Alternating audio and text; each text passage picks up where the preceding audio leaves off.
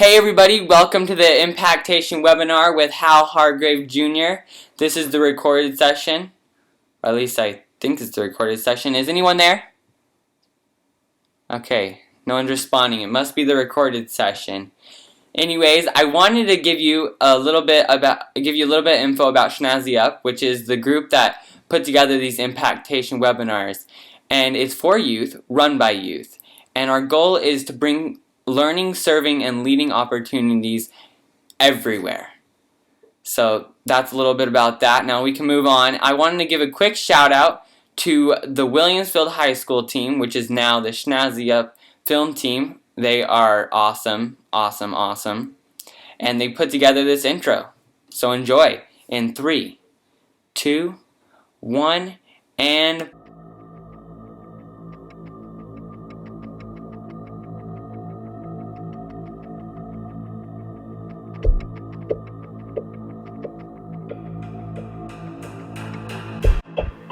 Alien refuge.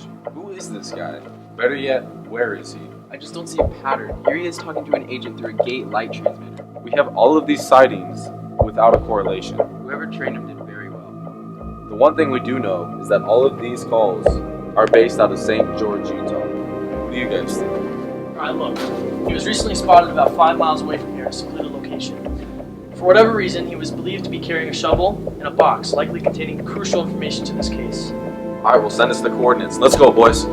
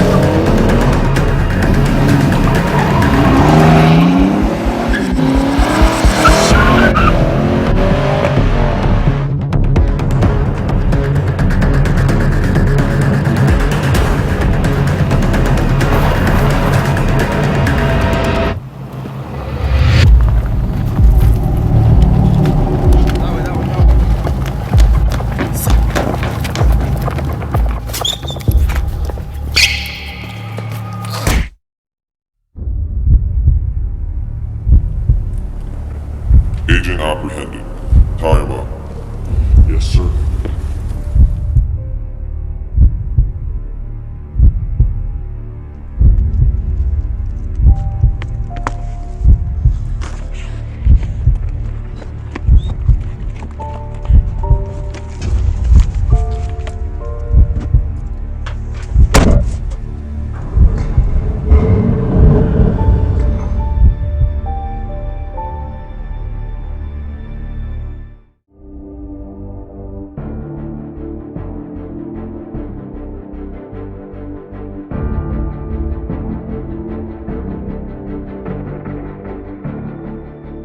wow, that was intense. I'm excited to see what happens to that agent. Anyways, it's my honor to be able to introduce Hal Hargrave Jr., who's founder of the Be Perfect Foundation, which has raised over $2 million to help those with spinal cord injury. He started this 4 months after he was paralyzed from the neck down in a rollover car accident, and this was at age 17. It was pretty impressive. Anyways, I got the opportunity to meet him in California, and he's impacted my life, he's impacted my family's life, and he gets the opportunity to impact yours. So enjoy.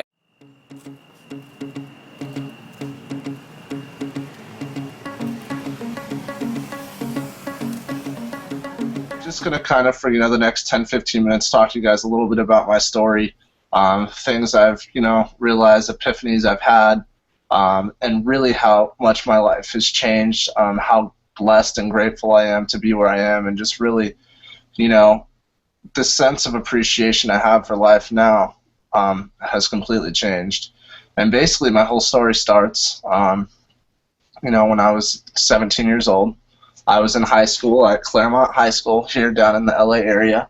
I had aspirations to go off to college here in Southern California at Cal State Long Beach, and I was aspiring to, be a Division I baseball player and eventually take over the family business. So I had dreams to go off to Cal State Long Beach and go into their business school and get my degree there. And as I was progressing through my senior year of high school, I was very on track. I was very keen into my, making my grades what they needed to be, and just really, more than anything, wanted to use that year to truly find myself and, figure out what my role is, not just in life, but also, with my passion and my love for baseball. And so as I was doing so, going through my senior year of baseball, I feel like you can relate sports to many things in life, whatever your vice is, whether it's band, whether it's, whatever you do extracurricularly. It doesn't just apply to baseball, but finding your role in what you're doing is so valuable and so important to giving not only all that you have, but doing anything that you can to help service that team that you're a part of. And so as I was going through my senior year of baseball, I struggled to find that role, and for many different reasons aside from just playing time. Like many of you that probably play sports have battled probably that playing time issue with, feeling whether or not you are, given the fair shot that you deserve or in the game as much as you feel you should be. I certainly was that young, naive kid that was probably selfish in a lot of ways, and thought about myself in many ways with just wanting to be out there on the field for myself and not thinking of what was in the best interest of the team. So basically the last game of the year came up, and I was the only senior that didn't start on senior day, which gave me a chance to kind of sit on the bench and reflect for the first couple of innings of truly what was this all about, what was this all telling me, this whole experience I was going through. Because at that point I realized it was far bigger than just me. It was about 9 other guys that were on the field, and I had to stop thinking about myself for a second. So, as that game came to a close, which I knew would be my last ever high school baseball game, but of course it doesn't hit you till it actually happens, when it's too little too late. I stood up in front of my coaches and my friends. I said, "Hey, coach, do you mind if I say something?" And he said, "No, go right ahead." And I said, "All right, you know what, guys, I just want to let you know, you guys have really, truly helped me find myself this year and finding my role, not just on this team, but in life. And I figured out now what I've been put on this earth to do." And they kind of looked at me like, "How does this really relate to baseball?" And I said, "I just want you guys to understand that I've figured out that my mission in life is to help others and be encouraging of others and be there for others." And, it's kind of interesting how life works. And, life, they say, works in mysterious ways. But, after that all happened, in May of my senior year, I ended up graduating just a couple weeks later in June. And as I was going through my summer, going into my first year of college, I had to grow up and become a man. I was learning to become independent. I knew I was going to be leaving my house and living on my own, and it kind of forced me to grow up fast. And in a split second, that all changed. On July 26th, 2007, I woke up at my house. I left my house that morning, driving a 25-foot stake bed truck that was loaded down with 9,000 pounds of, ironically enough, handicap-accessible door equipment that I was delivering to Las Vegas. And I left my house that morning at about 4:30 in the morning and started heading towards Vegas. And roughly 2 hours into my drive, I was put into a predicament. And I think it's very analogous of life, the situation I was in, where there was a tire tread in the middle of the road. And for those of you that drive or possibly drive with your parents, I'm sure you guys can relate, where, oftentimes debris is in the middle of the road and your natural reaction is to swerve and miss it. And I find it to be very much an analogy of life and a play on life, in the sense that oftentimes as we go through our days and we're approached and placed in certain situations, there's certain obstacles that are put in front of us. And as human beings in the lifestyles that we live today, our natural reactions are to go right around that obstacle put in front of us and get to where we're going as fast as we can, rather than face that obstacle head on and see what we're truly made of as people. And so, I can sit here, 6.5 years later, in a wheelchair myself, and ask myself the what if card, or ask myself the why me card, but at the end of the day, it's not going to make a huge difference. Life is what it is. We live with these mistakes that we deem mistakes in life, and they're not necessarily mistakes, but they're merely lessons learned. And, my natural reaction, like I told you, was to swerve and miss this tire tread. And so when I did, I ended up rolling the truck 4 times, and it crushed the cab and the truck on top of me. And I was pinned inside the truck for 45 minutes and basically had 45 minutes to reflect upon my life. And, that old cliche, your life flashes before your eyes, it happened for me. And, I was that kid that thought I was invincible and nothing like that could ever happen to me, but it did. And it did in a split second. And, for me to sit there in that truck and think to myself, geez, I may not have the chance ever to say goodbye to my loved ones, to my friends, my family, my girlfriend. Just the thought of never being able to get in one last word. And I was sitting there having these regrets. Did I say everything I needed to say? Did I tell my mom when I left that morning when I was walking out the door that I loved her? These are things that we don't think about. We just assume life is going to go on. We'll see those people, a day or two later, maybe weeks, months later. But I propose the question to you guys. What if you didn't? What if today was it?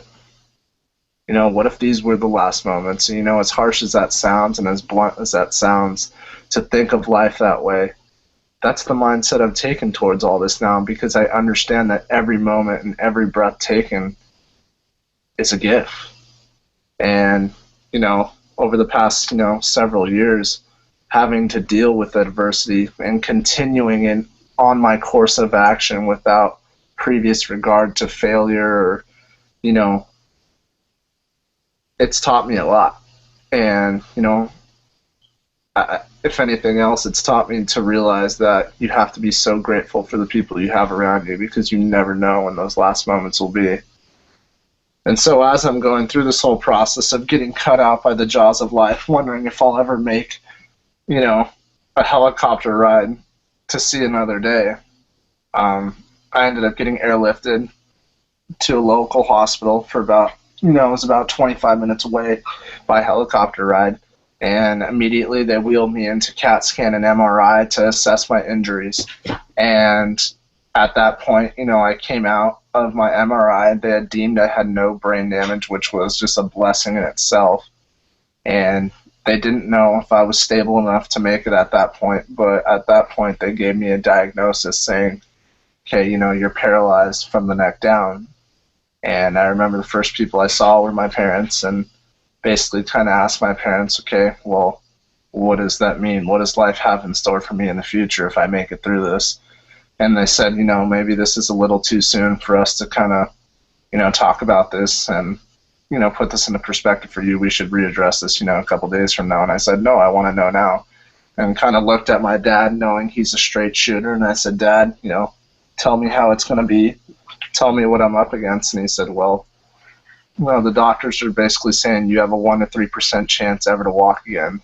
So they basically said, I don't know what that means to you, but I know as a family we have hope, and we know the type of individual that you are, and you're not going to let this get to you. And I said, you know what? That is the type of individual that I am. And for me, for a split second, kind of sat there and thought, 97% is saying, things are not in my favor.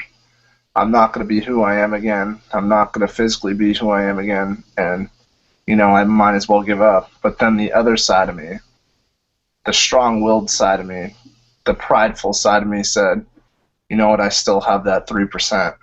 And that's all I need. And I'm more of the type of person that would take that 3% than the 97% because I'm able to compete with myself. So not at the end of the day that I can sit there and say I proved you doctors wrong, but at the end of the day when this all is done and said and I walk away from this injury, I'll look at myself and I say, I know you can do it. I knew you could do it all along. And I don't say that with cockiness, with arrogance, but I say it with confidence because I'm prideful, A, of who I am, and I have an understanding of what I'm capable of doing. And I think that's an approach we all kind of need to take in life. And I'm sure many of you do it who are athletes, and maybe many of you that are studious do it with yourself. When somebody tells you you're not going to do something, it certainly lights that fire up under you that makes you want to work a little harder. And if you can kind of take away anything from this is don't let it get to that point in your life where it takes something bad to happen to get you to put things into perspective of how things should be. And for me, it took me losing my legs, losing my chance at getting a Division I scholarship in baseball, losing some of my dreams of being a professional wakeboarder and other things in life, basically for me to get to realize how important life is at the bare bones of it all. It's about friends, it's about family, it's about passion, but most importantly, it's about finding yourself. And what has this all taught me? Well, I guess it's all kind of taught me that, you know, this didn't happen to me to punish me for anything that I did, but merely it happened to me to make me used as a tool in this world. And the tool is to help other people. And really, I have a better understanding that this didn't change me as a person, but it made me the person who I was supposed to be. And so, you know, I had much time to reflect as I was laying in the hospital. You know, I was in the hospital for 72 days, and much of those times and those days were spent me just reflecting upon myself and kind of seeing, you know, where I was on the day before accident, where I was at that point, and basically now 6.5 years later, I don't get discouraged with knowing where I was in life on July 25th, 2007, but I see where I am now, and I see how far I've come as an individual, and I've taken the optimistic look towards it rather than a pessimistic look at it by saying, you know, geez, I can't walk, I can't do this, I can't do that. And I don't worry about my disability because I don't see this as a disability. I see it as an ability, and I see it as an opportunity to do something great. And oftentimes people look at me and they focus on the things that I can't do in life, where I sit there and I say, look at all the things that I can do. And forget about the physical aspects of it. Like, I do incredible things on a daily basis where I'm able to go talk to kids, I'm able to go out and I'm able to share my testimony, I'm able to do so many different things that I wouldn't have had the opportunity to do had this all not happened to me. So for me to sit there and to say and think to myself, I'd take this back or I'd change any of it, gosh, that would be so selfish. That would be about me. And I understand how far things have come now, and I realize, you know what, this was how things were supposed to be, so I would never take it back. I never would. And so, you know, as I got, you know, out of ICU and out of rehabilitation hospital, I started going to therapy, and I started meeting many individuals who were just suffering beyond belief, and kind of just made me realize, you know, I'm not in this alone. And in some weird way, that kind of made me feel good to know that there's people there that I could relate to, people that would support me. And not only did it do that, but it also made me think to myself, you know, I got to give back. I got to do something to help. You know, all those people that were there for me in the hospital, they weren't doing it because they expected anything in return, but merely for me to have a good attitude and to make something of my situation. So I went to my parents and I said, you know, I have an idea of how I can potentially make a difference and pay it forward to help others, but you know what, I'm going to need your guys' help. You know, I sucked up my pride at that point and I said, I can't do this alone. You know, not I need your help beyond just my motivations and my own therapy, but I need your help to help make a difference now in other people's lives as well. And my parents were on board, and they said, okay, well, what do you have in mind? And I said, well, I basically have this idea of wanting to help people, by starting a foundation. And they said, okay, well, we're behind what you're doing, but we just want you to know that this is going to take hard work and some dedication, and we're not going to let you go at this with half your heart. We want you to go at it with all you have, because that's the type of people we are, and we know that's the type of person you are. So if this is something you're serious about, you're going to set your mind to it. You're going to give it all you have and do it as best you can. And I said, okay. And so basically at that point, I had an understanding I was going to start this foundation, never really knowing how big it would ever become. And when I was starting to choose the name of the foundation, it was quite easy for me to do. When I was in the hospital, one of my buddies showed up one day. I'm wearing these bracelets, and it's hard to read them from there, but basically all three of them that I'm wearing, they say "Be Perfect" on it. And a lot of you are probably looking at that phrase and thinking to yourself, wow, this kid thinks he's the perfect person. I'm like, let me just kind of reiterate to you guys a little bit about what "Be Perfect" means. Well, basically, this motto and this phrase and this mantra that I live by and I look at every single day on my wrist basically is saying, not that I'm the perfect person, but basically that I can give everything that I have in life every single day, regardless of what I'm doing, whether it's in my studies, whether it's with my friends, my family, my relationships. No matter what it is in life, I give it all that I have at that moment, as best as I can. I'm honest, I'm truthful, I'm sincere while I do it, and I just give all my heart to it. And a part of that is this notion of compartmentalizing your life. And a lot of you are like, wait, that's a big word. What does that mean?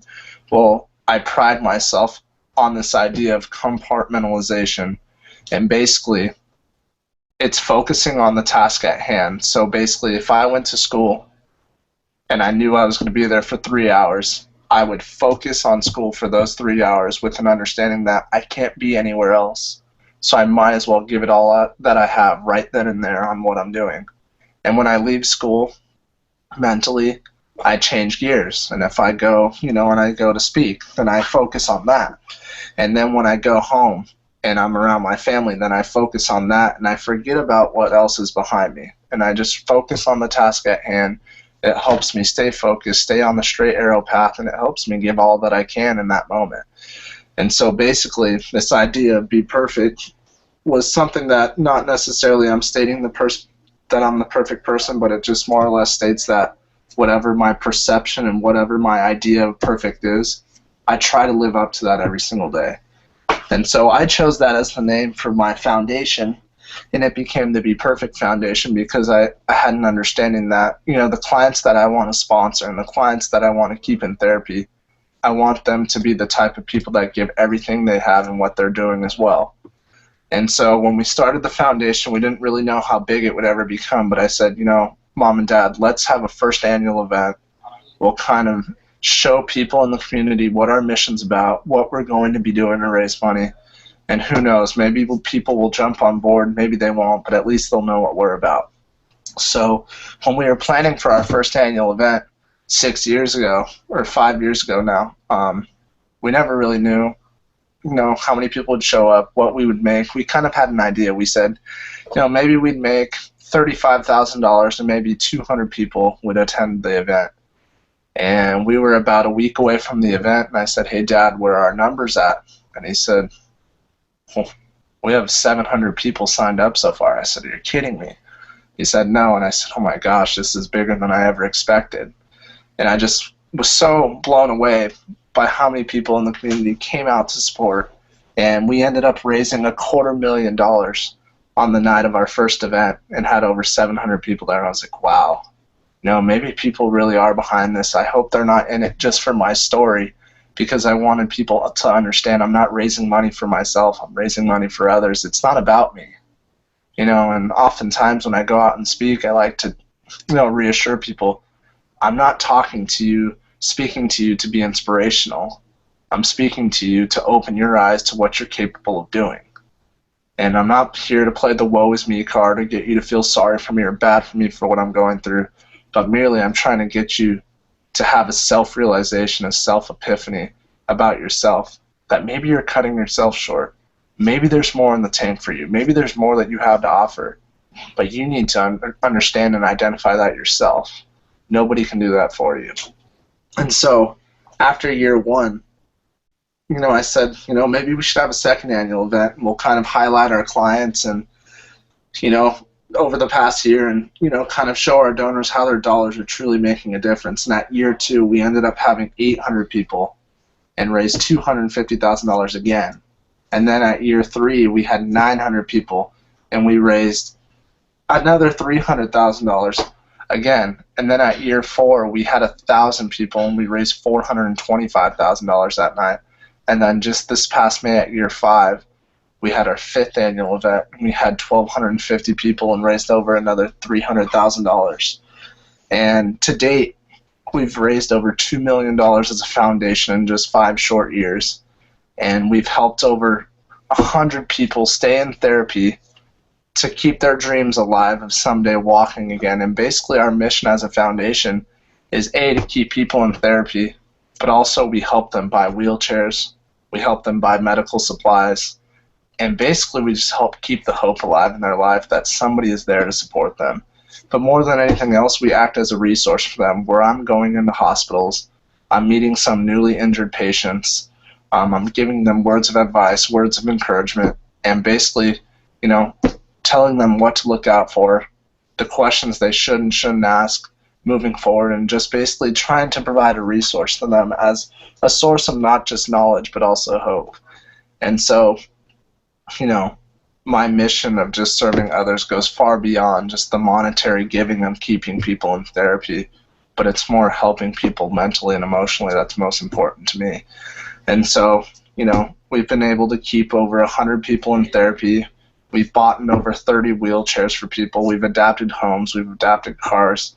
And we're making a huge difference. And I say we because even though the foundation, I'm the face of the foundation, there's so many people that volunteer their time and that are involved that help make it go and help make it work on a day-to-day basis. And it's something that I have an understanding now that I'm so passionate about it. I want to do it for the rest of my life. And it's become a part of me. It's something I'm grateful for and happy for. And just the feeling and the notion of how good it feels to give back every day is something that I would never want to lose. So kind of with that, that's kind of my testimonial. I would love to answer some of your guys' questions now. I'd love to hear what you're thinking about. But basically that's what's happened to me over the past 6.5 years, along with getting back into school and going to college and trying to pursue my degree now of wanting to be a sports broadcaster someday. I just want you guys to know, keep your hopes and dreams alive. My dreams have kind of changed now, but in a good way.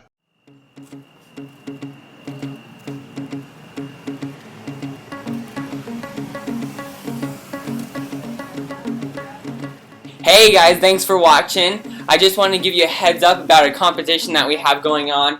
Well, it's not really a competition, it's more of a drawing. Not like a picture drawing, more like I pick your name in a hat and oh look, you won. That kind of drawing. Anyways, it's to win these beat mixers. Woo! It's pretty cool. And how you can do that is by coming to the live sessions and submitting a question, or you can go to our website at www.shnazzyup.com and submit your questions there if you can't attend. So yeah, good luck and make an impact.